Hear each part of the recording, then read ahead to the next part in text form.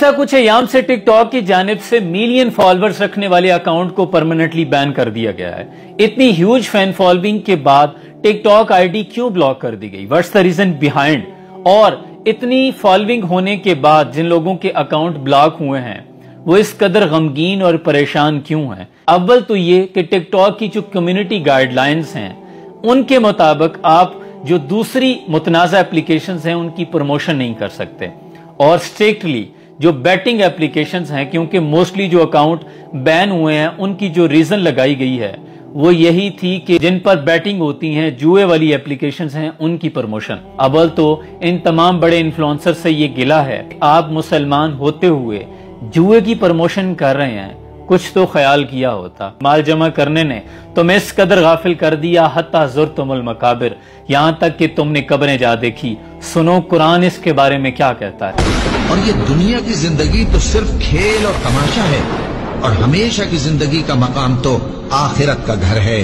काश ये लोग समझ। और दूसरी बात, ये इस कदर गमगीन और परेशान मेरी दानिश में इसलिए हैं कि किसी ने यहाँ 5 साल सर्फ किए, किसी ने 10 साल सर्फ किए, जैसे किए वो आप सब जानते हैं। यूं कहना भी गलत ना होगा कि सिर्फ नाच गाना, सिर्फ आशी को प्रमोट किया, लोगों की जिंदगियों में सोशल एक्सपोजर आया, सिर्फ और सिर्फ अपने घर की ज़ेब ज़ीनत को दिखाया, व्यूअरशिप के लिए बंदर की तरह उल्टे लटके नजर आए, ज़ुमानी और फहश कोई पर मबनी मवाद अपलोड किया, क्वालिटी और कंस्ट्रक्टिव कंटेंट कुछ भी अपलोड नहीं किया। मैं अक्सर कहता हूं कि ऐसा रहा करो कि करें लोग आरजू, ऐसा चलन चलो कि जमाना मिसाल दे।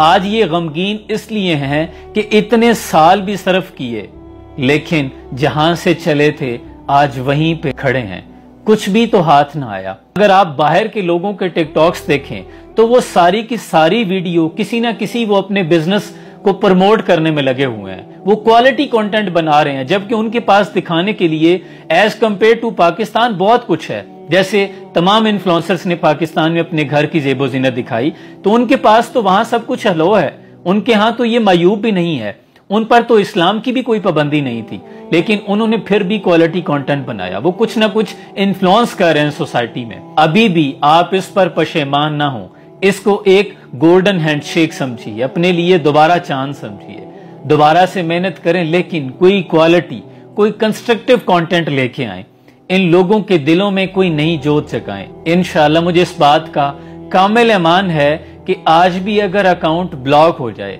तो मेरी जिंदगी में इसका कोई असर नहीं, मैं अल्लाह के हुजूर जाकर सुरखरू होऊंगा। यकीनन दुख होता है किसी शख्स ने बहुत मेहनत की हो, लेकिन जरा तन्हाई में अपने आप से ये जरूर पूछिएगा कि मैंने मेहनत किस बात की थी।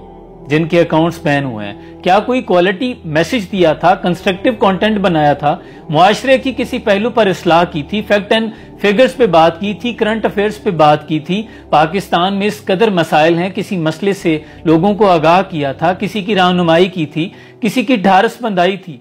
अगर ऐसा कुछ नहीं किया तो फिर इस बात से इबरत सीखिएगा। सलाम पहुंचे।